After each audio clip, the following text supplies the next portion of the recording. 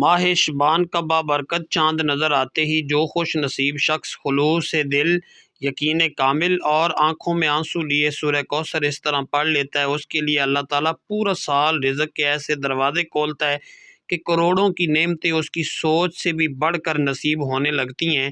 بے شک ماہ شعبان وہ مقدس مہینہ ہے جس میں رحمتیں تیزی سے اترتی ہیں، تقدیریں لکھی جاتی ہیں اور مانگی گئی دعائیں قبولیت کے قریب ترین ہو جاتی ہیں۔ یہ کوئی عام لمحہ نہیں بلکہ رب کی طرف سے عطا کردہ ایک روحانی موقع ہے۔ اگر دل میں ذرا سا بھی یقین باقی ہے تو اس عمل کو آزما کر دیکھ لو، کیونکہ جب شعبان کے چاند کی روشنی عبادت سے ملتی ہے تو اللہ تعالیٰ کی عطا کی ہوئی حد نہیں رہتی۔ بسم اللہ الرحمن الرحیم۔ آج ماہ شعبان کا بابرکت اور نورانی چاند دیکھ کر سورہ کوثر کا ایک ایسا خاص اور دل کو ہلا دینے والا وظیفہ لے کر آپ کی خدمت میں حاضر ہوا ہوں، جو دراصل اسی عظیم مہینے کی روح سے جڑا ہوا ہے، کیونکہ شعبان وہ مقدس مہینہ ہے جو رمضان سے پہلے آتا ہے۔ یہی وہ مہینہ ہے جسے نبی کریم صلی اللہ علیہ وآلہ وسلم نے اپنا مہینہ فرمایا۔ یہی وہ مہینہ ہے جس میں اعمال رب العالمین کے حضور پیش کیے جاتے ہیں۔ اسی لیے اس مہینے کی ایک ایک گھڑی بے حد قیمتی، دعا کی قبولیت کے قریب اور رحمتوں سے بھری ہوئی ہوتی ہے۔ جو شخص شعبان کے چاند کو دیکھ کر خلوص دل، کامل یقین اور اللہ پر مکمل بھروسہ رکھتے ہوئے اس وظیفے کو پڑھ لیتا ہے، اللہ تعالیٰ اس کے لیے رزق، دولت، عزت، شہرت اور کامیابی کے وہ دروازے کھول دیتا ہے جو وہم و گمان میں بھی نہیں ہوتے۔ یاد رکھیں، یہ توفیق ہر ایک کو نہیں ملتی، بلکہ وہی شخص یہ وظیفہ پڑھتا ہے جسے رب خود چن لیتا ہے، جسے وہ غیبی خزانوں سے نوازنا چاہتا ہے۔ جو بندہ آج اس وظیفے کو بتائے گئے طریقے اور ترتیب سے پڑھ لیتا ہے، اللہ پاک اس کے پورے سال کے حالات بدل دیتا ہے۔ شعبان کی برکت یہ ہے کہ اس میں مانگی گئی دعا رد نہیں ہوتی، دل کی ٹوٹی امیدیں جڑ جاتی ہیں، پریشانیاں راستہ بدل لیتی ہیں۔ جب بھی زندگی میں رزق کی تنگی آئے، پیسوں کی شدید ضرورت ہو یا دل کی کوئی چھپی حاجت ہو، تو شعبان کے اس بابرکت لمحے میں اللہ کی طرف رجوع کرنا سب سے پہلے مضبوط سہارا بن جاتا ہے، کیونکہ صرف اللہ پر یقین انسان کے دل کو مضبوط بنا دیتا ہے۔ بندہ جان لیتا ہے کہ میرا رب ہر شے پر قادر ہے، وہی مالک ہے، وہی پالنے والا ہے اور سب کچھ اسی کے قبضہ قدرت میں ہے۔ اور جب وہ دینے پر آتا ہے تو نہ چہرے دیکھتا ہے نہ حیثیت، بلکہ چھپڑ پھاڑ کر عطا فرماتا ہے۔ اگر آپ رزق چاہتے ہیں تو رزق مانگ لیں، دولت چاہتے ہیں تو دولت مانگ لیں۔ آج شعبان کے اس مبارک چاند کے نیچے جس نیت کے ساتھ مصلی پر بیٹھیں گے، اس سے اٹھنے سے پہلے رب کریم آپ کی حاجت پوری فرما دے گا۔ یہ ایسا خاص وظیفہ ہے جو بندے کو دنیا کی محتاجی سے نکال کر رب کا محتاج بنا دیتا ہے، اور جب بندہ رب کی پناہ میں آ جاتا ہے تو پھر دنیا کی کوئی طاقت اس کی کامیابی نہیں روک سکتی، کیونکہ عبادت کے لائق بھی وہی ہے اور دینے والا بھی وہی ہے۔ ہر بندہ اسی کا غلام ہے اور ہر ایک کو نوازنے والا بھی وہی رب ہے۔ تو کیوں نہ آج ماہ شعبان کی اس عظیم برکت میں اللہ رب العالمین سے نبی کریم صلی اللہ علیہ وآلہ وسلم کے وسیلہ جلیلہ سے مانگا جائے، اہل بیت کے وسیلے سے مانگا جائے، اس محبوب صلی اللہ علیہ وسلم کے صدقے سے مانگا جائے جن کے سبب ساری کائنات بنی۔ یقین رکھیے، جب آپ یہ وسیلہ پیش کریں گے تو دعا رد نہیں ہوگی، حاجت نہ مراد نہیں رہے گی، بیڑے پار لگ جائیں گے اور تقدیر میں خیر ہی خیر لکھ دی جائے گی۔ یاد رکھیے، یہ وقت بار بار نہیں آتا۔ شعبان کا چاند اعلان کرتا ہے کہ مانگ لو، آج فیصلے کروانے کا دن ہے۔ اگر پچھلے مہینوں میں آپ دعا نہ کر سکے تو آج شعبان کے اس بابرکت چاند کو دیکھ کر اس وظیفے کو ضرور پڑھ لیں۔ اگر آج آپ نے اسے پڑھ لیا تو آنے والا پورا سال اللہ رب العالمین آپ کو رزق اور دولت سے مالا مال فرما دے گا۔ آپ دنیا کے جس کونے میں بھی ہوں، جیسے ہی آپ کے علاقے میں شعبان کا چاند نظر آئے، دنیا کے تمام کام چھوڑ کر اس وظیفے کو ضرور پڑھ لیں۔ نہ وقت کی قید ہے نہ جگہ کی، بس اس مبارک مہینے کی قدر کر لیں، کیونکہ جس نے بھی شعبان کے اس عمل کو پڑھا، رب کریم نے اسے خالی ہاتھ نہیں لٹایا۔ آج آپ آپ بھی اپنے رب سے جو مانگنا چاہتے ہیں مانگ لیں۔ تو آئیے ناظرین اب جان لیتے ہیں کہ آپ نے یہ بابرکت وظیفہ کیسے پڑھنا ہے اور کن کن باتوں کا خاص خیال رکھنا ضروری ہے۔ مگر اس سے پہلے میری آپ سے دل سے گزارش ہے کہ اگر آپ اس چینل پر نئے ہیں اور ابھی تک آپ نے چینل کو سبسکرائب نہیں کیا تو خدا را ابھی اسی وقت سبسکرائب کر لیں، کیونکہ میں روزانہ آپ کے لیے ایسے ہی روح کو جھنجھوڑ دینے والے وظائف اور مؤثر اعمال باقاعدگی کے ساتھ لاتا رہتا ہوں۔ اب آئیے عمل کی طرف آتے ہیں۔ آج جیسے ہی ماہ شعبان کا چاند نظر آئے، اس کے بعد آج کی پوری رات اور کل کا پورا دن آپ کے پاس موجود ہے۔ جب بھی اور جہاں بھی آپ کو موقع ملے باوضو مصلی پر بیٹھ کر یا چلتے پھرتے اس عمل کو پڑھ سکتے ہیں۔ سب سے پہلے اللہ کے حبیب صلی اللہ علیہ وآلہ وسلم کی ذات اقدس پر 3 مرتبہ درود پاک پڑھنا ہے۔ درود پاک آپ کوئی سا بھی پڑھ سکتے ہیں، چاہے آپ مختصر اور آسان سا درود صلی اللہ علیہ وآلہ وسلم پڑھ لیں یا صلی اللہ علی محمد پڑھ لیں یا پھر نماز والا درود ابراہیمی پڑھ لیں۔ میں آپ کو یہی مشورہ دوں گا کہ درود ابراہیمی ہی پڑھیں، کیونکہ اس کی فضیلت اور برکت سب سے زیادہ ہے۔ روایات میں آتا ہے کہ ہمارے پیارے آقا صلی اللہ علیہ وآلہ وسلم کو تمام درودوں میں درود ابراہیمی سب سے زیادہ محبوب تھا۔ اس لیے آئیے ایک بار ثواب کی نیت سے میرے ساتھ بھی پڑھیے گا۔ اللہم صلی علی محمد وعلی آل محمد کما صلیت علی ابراہیم وعلی آل ابراہیم انک حمید مجید۔ اللہم بارک علی محمد وعلی آل محمد کما بارکت علی ابراہیم وعلی آل ابراہیم انک حمید مجید۔ 3 بار درود پاک پڑھتے ساتھ ہی فوراً آپ نے اپنے دل کے سب سے خاص مقصد کی نیت کرنی ہے۔ یاد رکھیں ہر انسان کی آزمائش الگ ہے، ہر دل کی فریاد بھی جدا ہے۔ کوئی رزق کی تنگی میں گھرا ہوا ہے، کوئی اپنی بیٹیوں کے نصیب کے لیے رو رہا ہے، کوئی تنگ دستی اور لاچاری کے اندھیروں میں ہے، کوئی اللہ رب العزت کی رحمتوں کو آواز دے رہا ہے، کسی کا چلتا ہوا کاروبار اچانک ٹھپ ہو چکا ہے۔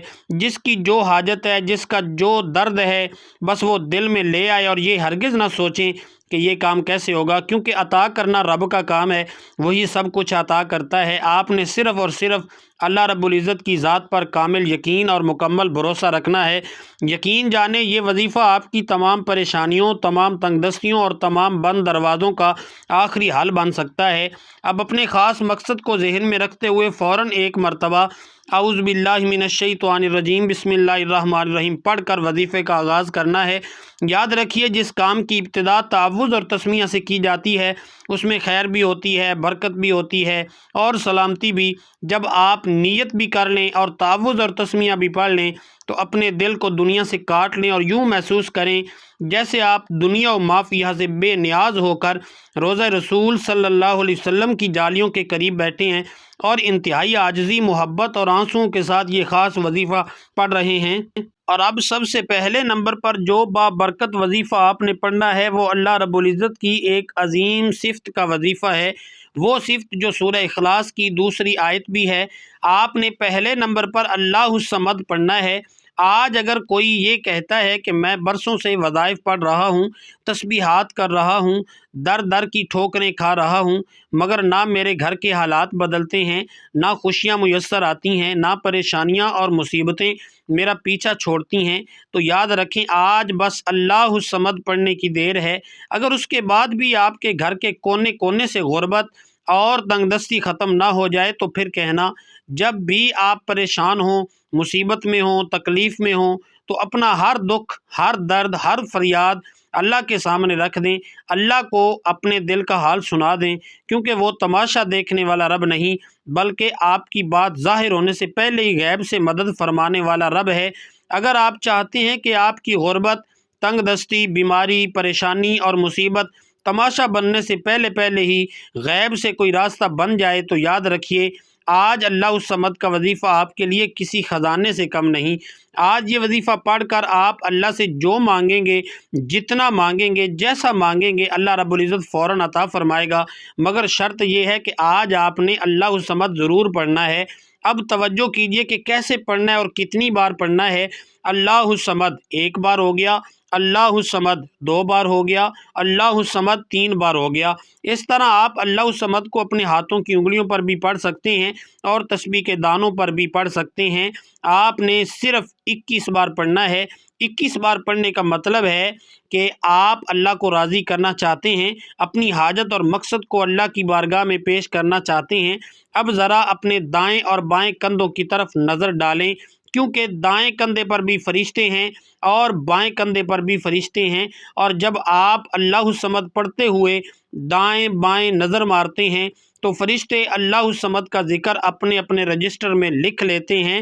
پھر جب یہ فرشتے اللہ کے حضور پیش ہوتے ہیں تو آپ کا نامہ اعمال رب کی بارگاہ میں رکھا جاتا ہے۔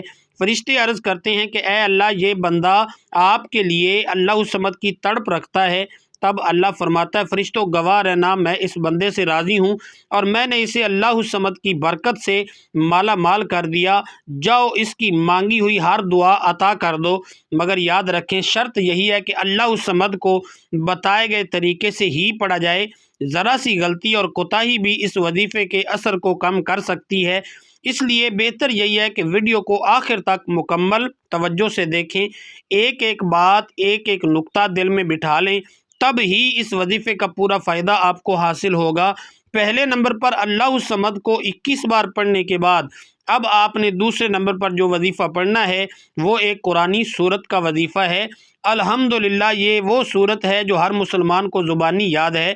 یہ وہ قرآنی سورت ہے جسے پڑھنے والا اللہ کے قریب ہو جاتا ہے، اللہ کا لاڈلا بن جاتا ہے، اللہ کا پسندیدہ بندہ بن جاتا ہے۔ آج ہم دیکھتے ہیں کہ بہت سے بھائی، دوست اور میری بہنیں یہ شکوہ کرتی ہیں کہ ہم دعا تو مانگتے ہیں مگر دل میں یہ خیال آتا ہے ہماری دعا قبول کیوں نہیں ہوتی، اس کا اثر کیوں ظاہر نہیں ہوا۔ اسی حوالے سے ایک شخص نے کسی بڑے بزرگ سے سوال کیا کہ جب میں مانگتا ہوں تو میرا اللہ فوراً کیوں نہیں سنتا؟ تو بزرگ نے مسکرا کر بولا، بھائی وہ تیرے گناہوں کی سزا بھی تو فوراً نہیں دیتا جب تو گناہ کرتا ہے۔ ناظرین، یہ کتنی گہری اور پیاری بات ہے۔ جو لوگ مشکل وقت میں بے صبرے ہو جاتے ہیں، جلد بازی کرتے ہیں، وہ اس بات کو ہمیشہ یاد رکھیں کہ جب ہم سے گناہ سرزد ہوتے ہیں تو اللہ فوراً ہمیں پکڑ نہیں لیتا۔ اسی طرح جب ہم دعا مانگتے ہیں تو اللہ صبر کو پسند کرتا ہے۔ جب بھی دعا مانگو، جب بھی کوئی وظیفہ پڑھو تو اللہ سے صبر، یقین اور عاجزی کے ساتھ مانگو۔